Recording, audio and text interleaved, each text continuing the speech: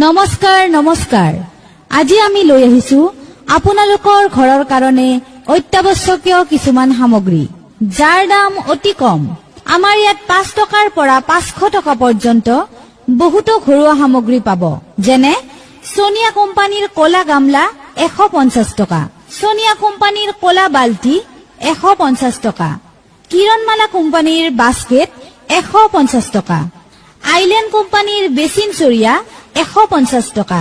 island কোম্পানীৰ বালতি 150 টকা জিও কোম্পানীৰ ডাঙৰ টুল 140 টকা জিও কোম্পানীৰ মিডিয়াম টুল 140 টকা লগতে আছে আৰএছকে কোম্পানীৰ মুৰা 180 টকা